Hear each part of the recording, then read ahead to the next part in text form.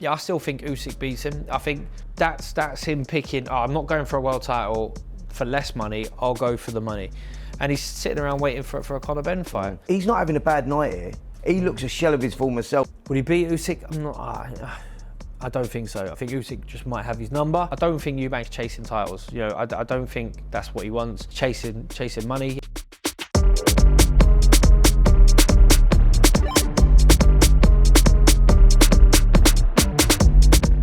Welcome to Talk Boxing. This is episode number 71. Now, in the absence of Simon Jordan, we have Mr. George Groves. George, how are you doing? I'm good. I don't know, the pressure's on now if I'm replacing Absolutely. Simon Jordan, but hopefully we'll be able to live up to his fantastic ways.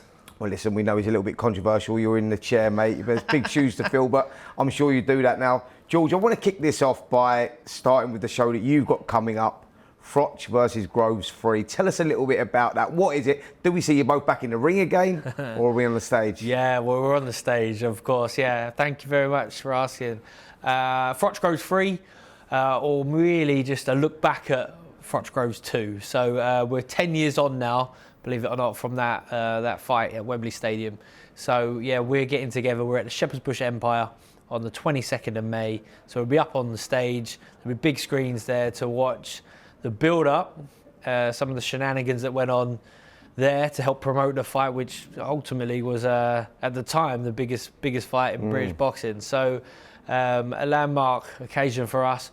We watch a bit of the fight. Hopefully the power goes before the final punch lands, and everyone in there has a great time. And if obviously it's always like a Q&A at the end, so anyone who's sitting there who's had a burning question, maybe for 10 years now, shoot their hand up and ask. I mean, there's still an appetite for you two, isn't there? I mean, it's one of those relationships, you know, there was a lot of, hatred's probably a strong word, but a lot of dislike between you two. I remember it. I remember the build-up. I remember you coming into Sky and the ringside shows and whatnot, and like, you know, there was a lot of that. But in a mad turnaround, after that first fight at Manchester, you know, the controversy that surrounded that, how is that, by the way, with you? Like, how did you digest that? Like, have you ever got over that first fight and the way that went, in the controversy around maybe the premature stoppage? Howard Foster there got a lot of stick for that. You know, it was a fight I thought was stopped too soon, if I'm totally honest. You know, Cole looked like he was coming back into it, but how do you deal with that personally now? Are you over that now? Who knows? I don't want to maybe just do you decide sleep to at not night? scratch Does he that pop wound. into your mind or anything? Well, we did, it was obviously 10 years on from that first fight at the end of last year. So, yeah, it resurfaced. We had a little reminisce, and it cuts pretty deep. I think, I'm sure I would have never have got over the rivalry with Froch, the outcome of both fights, if I'd never gone on to sort of capture a world title myself, which put to bed a lot of it. And I don't think he put to bed the rivalry there and then. You know, Froch said that he was happy for me and he served me clap, but it took a few years on from there for us to sort of end up working together, breaking the ice, and then since then, he's probably the most regular person I see within the industry out of everyone else. We've got a great relationship now. We get on really well. We own it as such, and you know, we own our shortcomings. As he's had a few, I've had a few. So yeah, it builds for a really interesting listen for a lot of people, and it's fascinating. But obviously, some people who are maybe Cobra fans to the death, or maybe Saint fans to the death, they're the ones that they sit uneasy when they see us laughing and joking. But as a whole, most people, that's kind of what they want, Spencer, don't they? They want you to go in there and, you know, maybe even hate each other before the fight, but then have that respect. And afterwards, if you can get on, even better. It's crazy, isn't it? Because it is the ultimate gladiatorial sport. And what people don't recognise about boxers, and when you go into it, and when, you know, the aftermath of fighting, when you've both retired and whatnot, is only you two have shared that moment. And that's the beauty about it. And I think that's where you gain the respect for your opponent. You go like, only that, you know, that moment that you two both went through, where it's that, like say, that gladiatorial thing, you go like, only you two know that moment, share that moment. And I think that's the connection after boxing's done, in it. I mean, look, financially, we both earned really well from it. You brought boxing back to stadiums as well, which was a massive thing, transformed the sport in many ways because of that rivalry. And you look at it now and what you both achieved and whatnot, and you look at that and you go like, I can totally understand it. You go, now you're working together, you've now become friends, you know, friends from enemies. And you look at that and you go, but I get that because you two shared that moment, and that was a huge moment. Yeah. Well, you're a former fighter, Spencer. You're a champion. Like, you understand it, and you've lived and breathed it. And we as ex-fighters now, we have to find ourselves in the sort of the civvy world and this sort of landscape. And you know, I'm following your footsteps, trying to get involved in the broadcasting. So I get my boxing fix by being ringside and calling the shots and calling the fights. And yeah, you know, like sometimes you think about it, and we're fighters first and foremost, and we always will be. And hopefully, you know, the young kids out there who get attracted to boxing, they don't want to be the managers, the promoters, or the MCs. They want to dream about becoming the fighters. They want to be the Anthony Joshuas. They want to be the Tyson Furies. They want to be the Canelos of this world. And we've got to keep that dream alive. Absolutely. And we can talk to fighters on a slightly different level than a lot of others because we've been there. Yeah, absolutely. I think that really is important, and I think it's good to have, you know, people like yourself still wanting to stay involved in it with the broadcasting side and whatnot. And you know, the thing that you and Froch are doing, there's an appetite there. 20 shows up and down the country. You know, you filled those out. Now we're doing something slightly different, which is a stage show, right? Yeah. So this one's a stage show. Say this one we'll have the screens in. We'll be watching it build up, but this will be a bit of fun, Spencer. How do you put up with him though? How are you going to put up with him? You know what he's like. Rein him in. So yeah, we're on a tight schedule. We've got a lot to get through this night, and we're not letting Froch talk about anything that started the second before the end of the first fight is off. It's not happening. Yeah. Because we got a lovely little two-piece band at the back. Katie with Juan. We got Dave Simpson, who's a TikTok sensation. He's up there doing some tricks on the speedball. So we've got a lot. It's like a variety act, if you will. That's going to be fun. That's what ultimately we are now. It's hopefully two characters, so we can bring some entertainment. Look, tell us where we can get tickets or where people can get tickets, and we'll put it in the description below. Yeah, but perfect, I mean, you know, give the people, when is it, where is it, you know, how do they get the tickets? So we're taking on the Shepherd's Bush Empire, you know, iconic venue, West London, not a million miles from where I grew up, and definitely not a million miles from where my amateur club was. 22nd of May, Wednesday, 22nd of May. So just post of the massive heavyweight clash, Usyk against Tyson Fury, which we're going to talk about in a bit. And so if you want your tickets, then just get online. They're on Ticketmaster, they're on the Shepherd's Bush Empire. Just Google Groves Froch Live, it'll come up straight away. Get yourself, find out where you want to be, get there, and come meet us and share some laughs. Fantastic. Well, let's get on with the show. Anthony Joshua, we're going to talk about the heavyweights, you know, the landscape of the heavyweights, how it sits, where it sits, who fights Anthony Joshua. September's, you know, the rumoured date for Anthony back at Wembley Stadium, which is great for the British fans. Anthony Joshua had done an interview with talkSPORT this week. By the way, guys, you can get that interview if you go onto the channel. You can listen back to that interview. It was a fascinating interview. Don't know if you saw it, Jules, but you know, full of good spirits, high spirits. Anthony Joshua was. I mean, I think he's in a good place mentally right now. You know, a happy fighter is a dangerous fighter. We saw against Ngannou. You know, he put in a performance. It was quite ruthless. A little bit of the Anthony Joshua of old, and that's installed a lot of confidence in him. But he was there, and he was, you know, he had plenty to talk about in this interview. And he was talking about the other heavyweights. You know, he talked about Usyk, he talked about Fury, he talked about Usyk beating Fury. I mean, where do you stand on that? What do you think? I know you was quite strong on that as well. I think that you went Usyk as well, didn't you? Yeah, I picked Usyk to beat Fury. I remember when Usyk first moved up to heavyweight, I said he's a dark horse, don't write this guy off. You know, we've seen cruiserweights move up to heavyweight and dominate in previous years, and it did seem a bit unfathomable for a lot of people that he's never going to compete with the Anthony Joshuas, or people weren't even really talking about Tyson Fury, I don't think, quite at the time, or maybe he just sort of burst back on the scene beating Wilder. But I still think Usyk beats him. I think, you know, the argument is a good big un beats a good little un, but I think Usyk is an exceptional fighter. I think in terms of their boxing ability, like, Usyk is a lot better. You know, his feet are a lot sharper. Fury's got a lot of boxing know-how and a lot of he's got great boxing IQ, and obviously he's got that size that he's always used to his advantage. But I think maybe time started caught up with him a little bit, you know, and it's not all off the base of his last fight against Ngannou where he was awful, but he certainly was underprepared. He looks in much better shape now.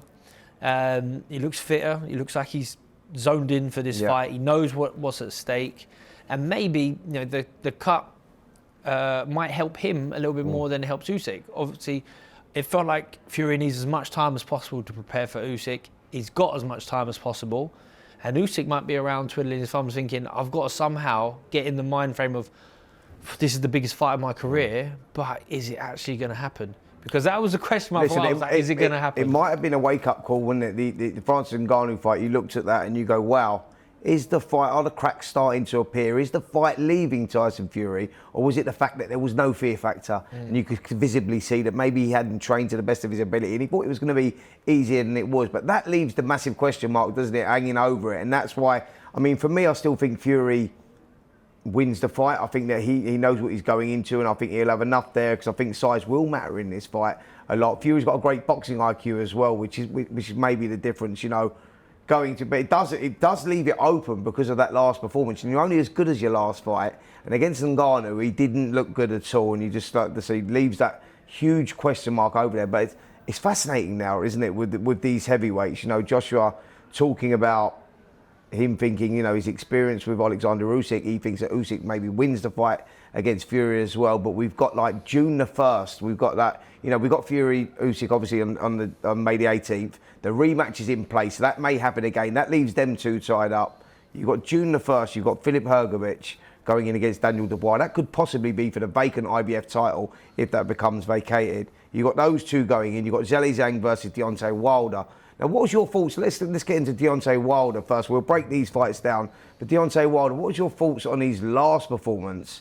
You know, he looked a shell of his former self, didn't he? Yeah, against Joseph Parker. And Deontay Wilder, throughout his career, you know, there's always been that yearn from me, just, I think you've got it, but you're not showing it. You're not showing it. You know, at times he hasn't been able to let his hands go.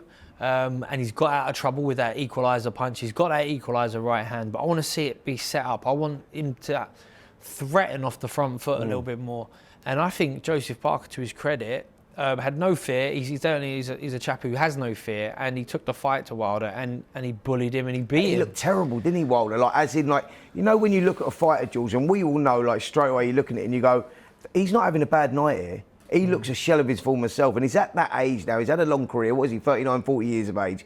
Been around a long, long time, you know, and you just looked at it and you go, the fight just seemed to have left him. And I go, I'm not sure he can get that back. You know, you're talking about motivation with Tyson Fury and whatnot, and you look at it and you go, was he just demotivated, or has the fight just left him? And for me, I just thought that he looked like a shot fighter. Yeah, I think, you know, this emergence of boxing in Saudi Arabia, you know, there was talk, the way that he was talking before that last fight, Wilder, it was like when you've already been paid. And as a fighter, that's kind of dangerous. Like when you've already been paid, or you know there's big money, there's no real risk element there. It's like you lose, you go again. It does take that edge off, because you got a security blanket there. Yeah. And at his stage of his career, as you say, Spencer, he's had the 3 tough fights against Fury. You know, the last one in particular, he would have prepared the best that he prepared for, much better than the second one. He gave a good account of himself. He dropped Fury and ultimately got stopped.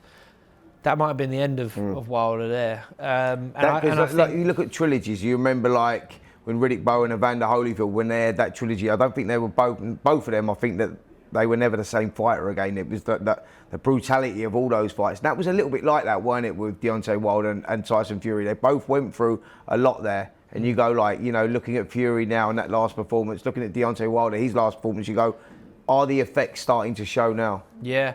Well, Wilder, like pre-Fury, how long ago was that? Was a star in his own right. You know, he never was that superstar in America, but he was a star. He had a huge long reign at heavyweight, massive unbeaten reign, and he would have felt like the man. And there was always talk of him versus Anthony Joshua, and then obviously it's far gone now. I mean, we still want to see that fight. I'd love to see that fight, but yeah, maybe the fight's left him. He's fighting Zhang. I mean, who do you think wins that fight against him, Zhang? I mean, Zhang's coming off that narrow loss to Parker as well, but he just seemed that maybe he gone in there too heavy. You know, like just that he had Parker hurt a number of times. He just couldn't. He never had it. It was like he blew a gasket from about round 8. He never had it in the tank to sort of go on and push on a little bit more.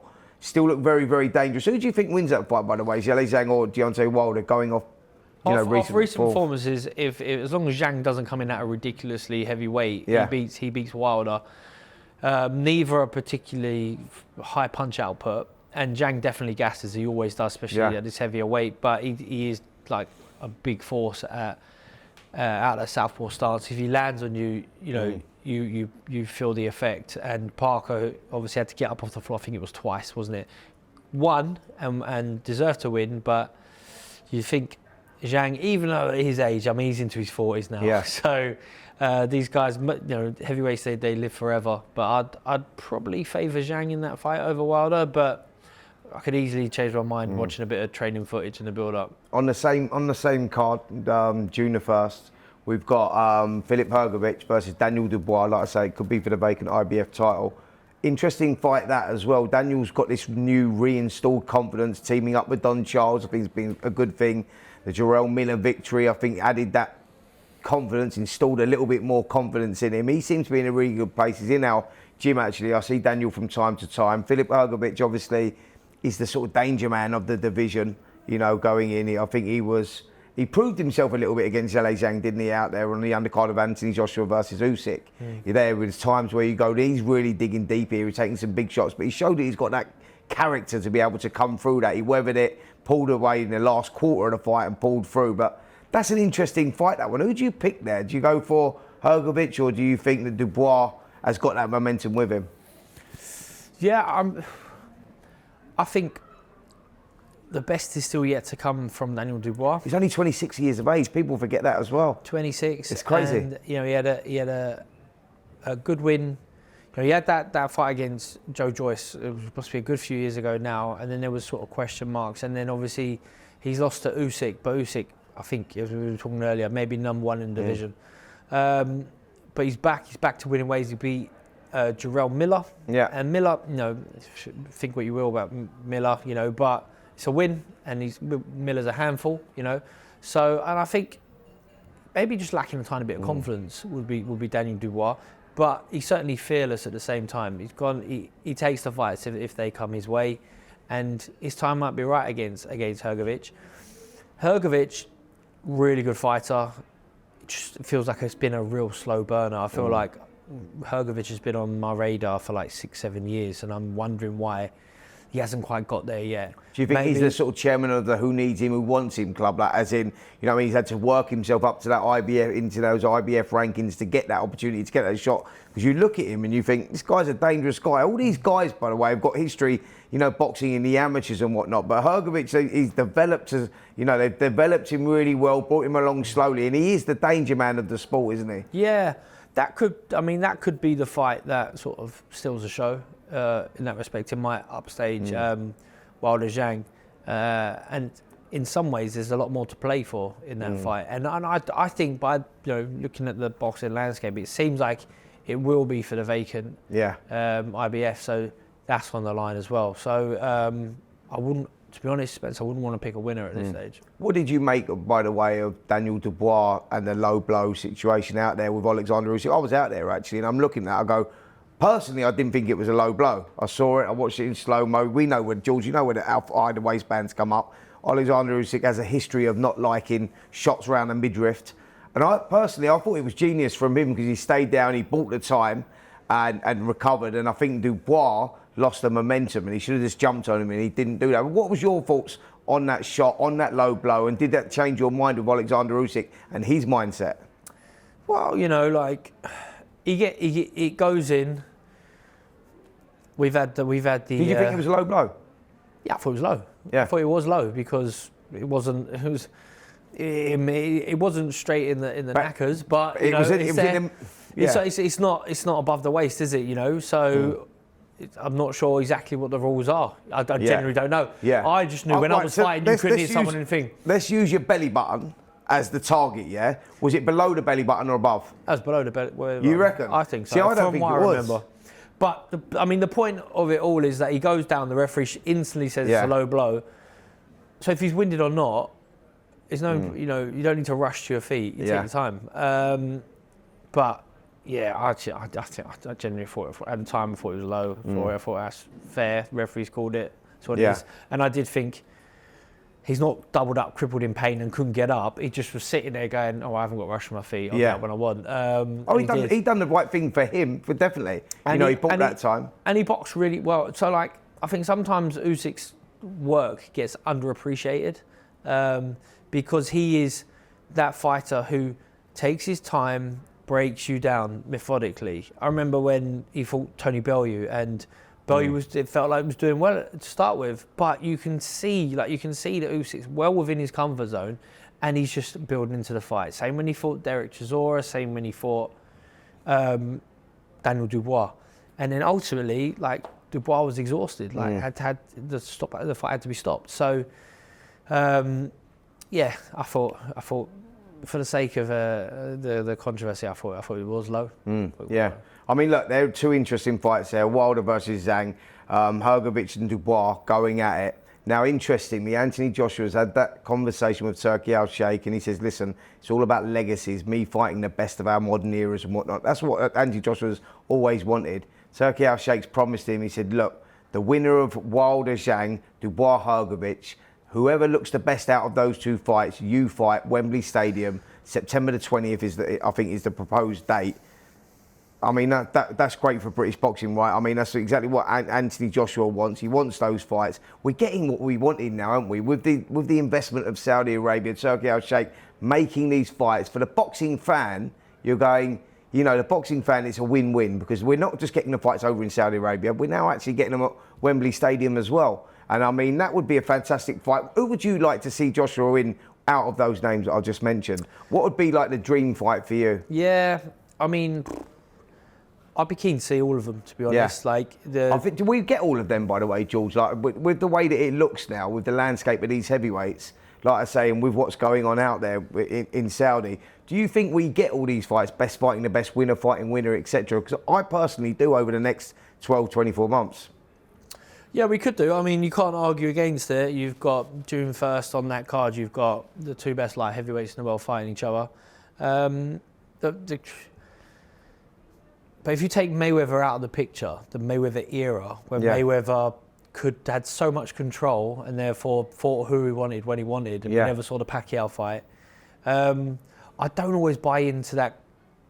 That, you know, when the promoters or the managers say that we wouldn't see these fights otherwise. It's like, well, you got to fight someone. You got to fight someone. Cool. Absolutely. And you know, if there was no big money in this part of the world, then you fight somewhere else for less money, because if you don't fight, you get no money. Yeah, sure. So, and you get no recognition, you get no, you know, you don't keep your presence, you don't manage to build your legacy. It's great that we're getting almost random fights at times, because like these heavyweights are going in with each other when there's no belts on the line, and you know, they're kind of risking a lot by fighting without potentially being next in line to fight for a world title or whatnot. So that's great. But yeah, I mean, what's actually very exciting is if they're going to bring it to the UK, where fight fans from the UK can easily access it. That's a game changer. I was the first one to fight in Saudi. I back Saudi. I'm not anti-Saudi. I was in the World Boxing Super Series. I fought Callum Smith in the final, the super middleweight category. We went to Saudi Arabia, the very first professional boxing. How's it changed since then, by the way? Like, you know, because you've been out there since then, but working on this side of the ropes, you know, in the broadcasting side. Has it changed a lot from when you went out there? Because like you say, you was the very first one. And I mean, it is evolving out there. Things are changing all the time. I went out there 2019, Joshua versus Ruiz 1. And, Ruiz 2. And I went out there and I can't believe how much it's changing, if I'm totally honest. It is changing all the time, isn't it? That's the last time I've been. I went out and covered that show. I haven't been since. I'm going. Lucky enough to be there, working for Fury versus Usyk, and yeah, I'm convinced that it will be extremely different. I went to Jeddah. I think now I think most of the fights are now in Riyadh, and it has certainly obviously come a long way.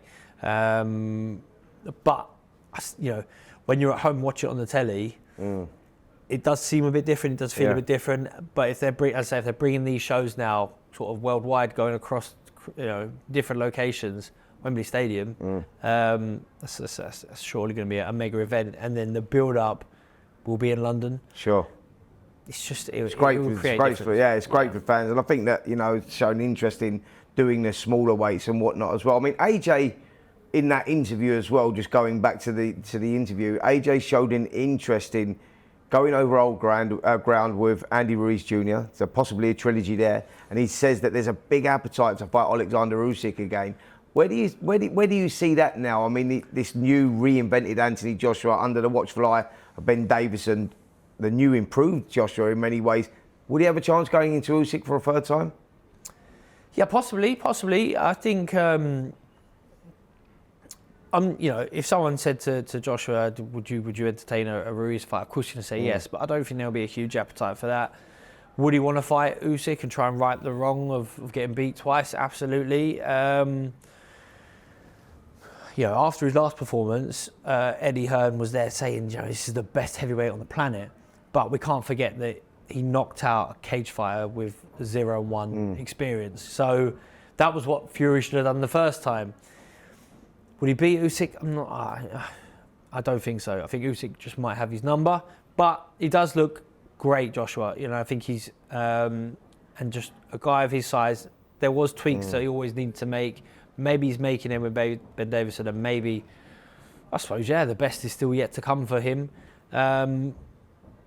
You're trying to rank the heavyweights, you'd argue you'd have a strong argument to put him at number 3. Yeah. Even though, you know, Parker's in form, you know, Hrgovic, Daniel Dubois coming back, but you'd still say, you put Joshua at number 3. So, I don't think he beats Usyk, but if he fights himself into a position to challenge Usyk, great.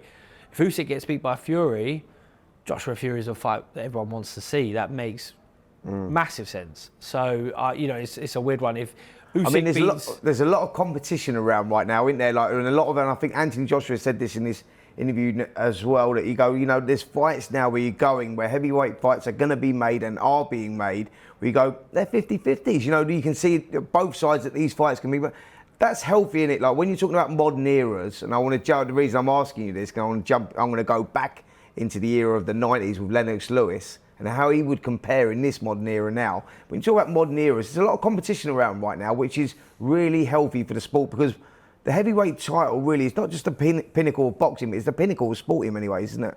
Yeah, no, it is. And, you know, when you think about Lennox Lewis, who retired how would he compare in today's era with, like, your Joshua Usyk, you know, the Wilder, Zhang Zhangs? How would you compare Lennox? Would he beat them all? Yeah, he would. And maybe that's just because fighters from history just age better, and it's the opposite of, like, recency bias. But he had size back then as well, didn't he? Like, because when you talk about heavyweights of the past, you're looking at Mike Tyson's and all those sort of guys. You go, he was really at his prime, he was 15 stone 10. Tyson, like, when you look at that, you go, that's too small for a heavyweight these days because of the size of the heavyweights. But Lennox was a giant of a man back then, wasn't he? Big guy, punched hard, great jab, good boxing IQ, great feet, Olympic champion. You know, I think you put him in against Andy Joshua, I think he beats Andy Joshua. You put him in against Tyson Fury, he beats Tyson Fury. You'd think he'd beat Usyk. Yeah. And other than if he's beaten them 3, then he's beaten everyone. But do you think he maybe doesn't get the respect he deserves, Lennox? This is like, when you look at, like, you use Larry Holmes as an example, as well. You go, Larry Holmes lives in the shadows of Muhammad Ali, so he never really got the respect that he should have got, like, and the accolades that he should have got, because he was an unbelievable fighter, but because of the Ali thing. And I think that with Lennox Lewis, he sort of lived in the shadows of Mike Tyson because of that Tyson mania, that phenomenon was Mike Tyson, and Lennox maybe not receives the respect that he does because of that. I mean, do you feel like that?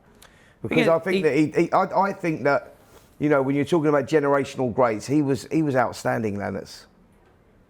Yeah, he was really good. that was certainly the case, wasn't it? When he's at post Mike Tyson era, and it was Tyson phenomena. But I mean, it was a little bit before my time in terms of being a kid and understanding the boxing world as such. But I don't think he certainly wasn't as marketable as say a Tyson. But with time now, people really respect Lennox and his achievements and his ability. And then it won't just be me who will say that, he probably, if he was in this era, he would have been at the top. So. Yeah. Oh, listen, all the heavyweights that we've just been talking about there, who comes out number one for you? Like, who do you think is going to be the modern era, the generational great of this era? Because I do think we get to see all these fights. As Anthony Joshua, do you think he's reinstalled a little bit of confidence? Could he put his name back in the mix? He was written off 12 months ago. Do you think Oleksandr Usyk is going to be the standout? Fury? I mean, it's an interesting one.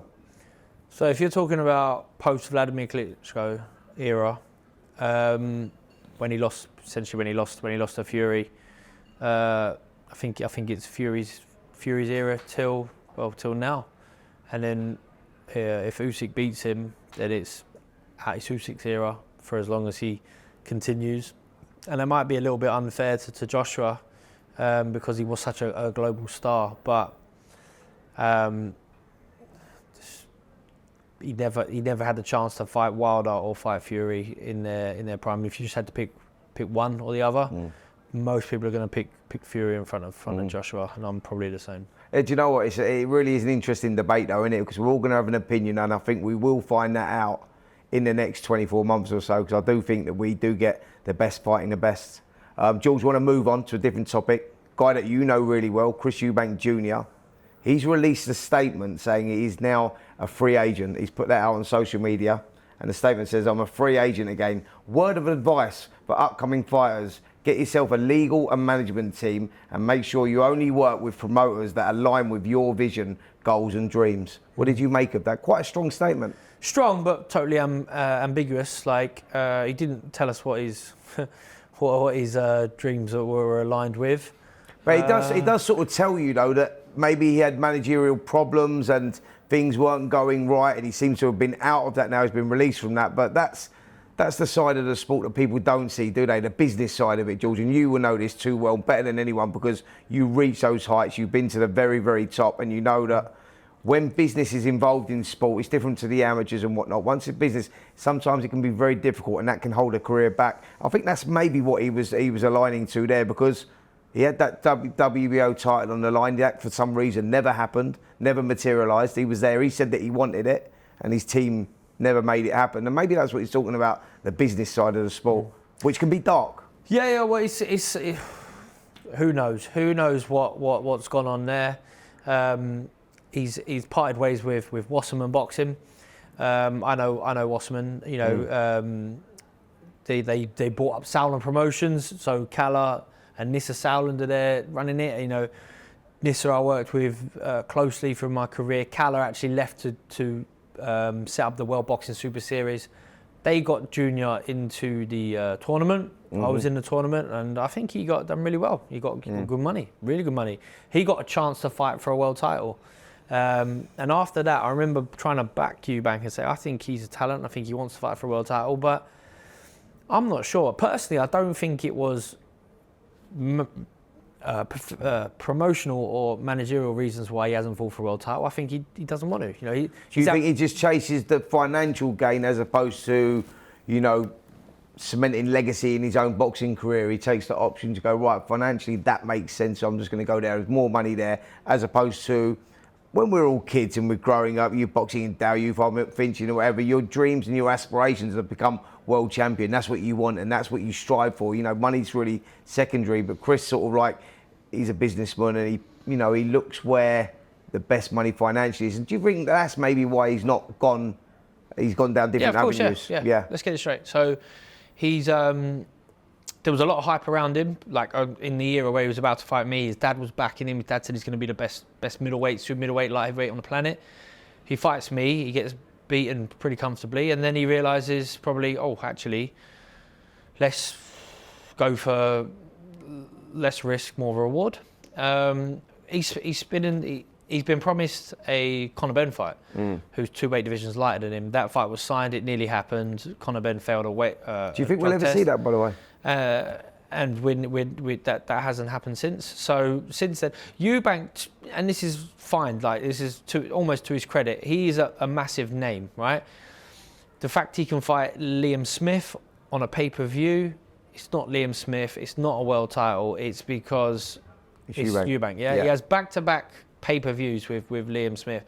So that's him picking. Oh, I'm not going for a world title for less money. I'll go for the money. And he's sitting around waiting for a Conor Benn fight.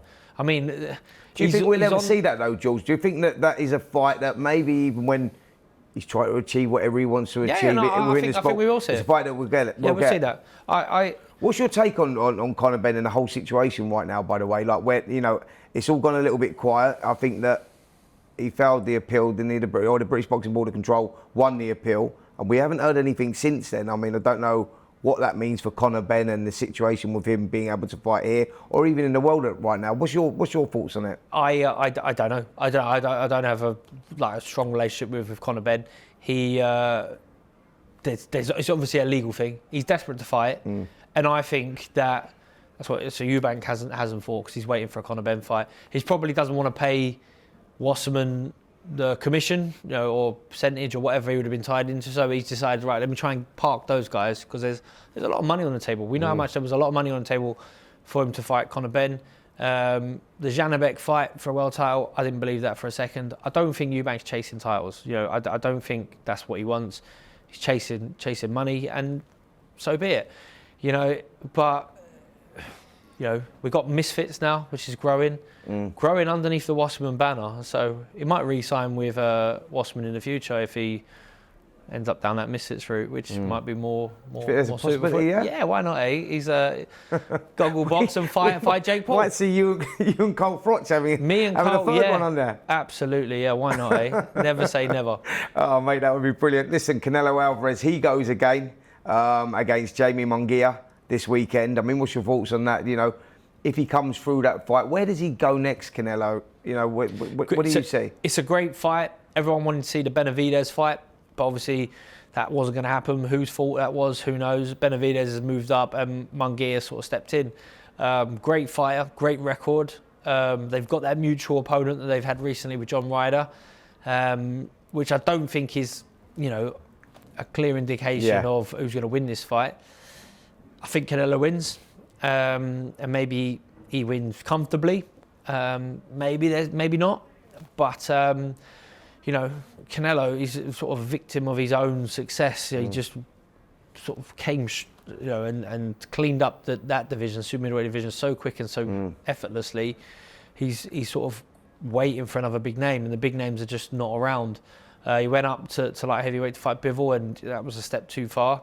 And now there's talk of, Terence Crawford and these other sort of gimme fights. You don't know if they're actually going to get made. But this fight this weekend, Munguia, I think it's a great fight. I think Canelo wins pretty comfortably. But Cinco de Mayo, 2 Mexicans, one this hardcore sort of working class Mexican versus the superstar Mexican. Makes for a great fight. It is a great fight. Munguia proved that he is a good fighter. He's tall, he's rangy, he's awkward. It could be interesting how that one goes. If Canelo comes through, which we expect him to do. Turkey Al-Sheikh's shown an interest in Terence Crawford, who I think, by the way, is not an exceptional fighter, but too small. I think it'll be too much of a jump too soon. I think for me, Benavidez is the fight that we really would love to see. That all Mexican battle, and I think that was the one. You look at Benavidez, he's an exceptional talent as well. I think he's staying away from Benavidez for a reason, Canelo, because he's a dangerous guy, isn't he? Yeah, I've been hearing stories about Benavidez for years now. Even when I was still fighting, they were like, this guy, he's a monster. Watch out for him. And he blew hot and cold. He's had his problems. He's had his bans and stuff like that. But he seems to be on the mend and fighting at his best. And maybe someone, to be avoided. But they put these fights together so quickly, Spencer. I like 6-month build-ups, me. Do you know what I mean? I want to know he's fighting Benavidez in September, and I want to know now so we can get on board that train. I don't like it when these fights are made 6 to 8 to 10 weeks out. again, following that Floyd Mayweather trend of like, keep them dicking around with the contracts, keep them sort of out of the loop, and then we sign and we go. So I'd like to see that fight with loads of build-up. But if not, I want to see him establish himself at light heavyweight, because light heavyweight's a fantastic division right now. Obviously, the two main guys fighting each other, but loads of great Brits as well chasing Pac. So we'd like to see if he ain't up at light heavyweight fighting Bivol or Beterbiev, then maybe we see him with one of our top boys. George, you know what? There's so much going on in the boxing world now, out in Saudi Arabia, over here as well, all the weight divisions. As always, mate, it's great speaking to you. Give us a little plug on your show once more, George, where people can watch it. You and Cole Froch, you go at it again. Unfortunately, it's on a stage and not in a boxing ring. You never know, though. You mentioned it. It could happen at some point. But, I mean, give the show another plug, mate, on where people can get the tickets and whatnot. Well, this might be the next best thing from me trying to knock Cole Froch out in a boxing ring. But you can come and see both of us on the stage, Shepherd's Bush Empire, on May the 22nd. We will be there. We'll be reliving that second fight, that iconic fight at Wembley Stadium. All the build-up, all the shenanigans, a little bit of a push and a pull. And then and an epic night for all. So we'd love to see you there. Get your tickets online. So just search Groves Froch Live. It will come up. Pick your place. Brilliant. Get your tickets and be there. George, thanks so much, mate. It's been great chatting to you. And that's it for episode number 71 of Talk Boxing. Until next week, we'll see you then.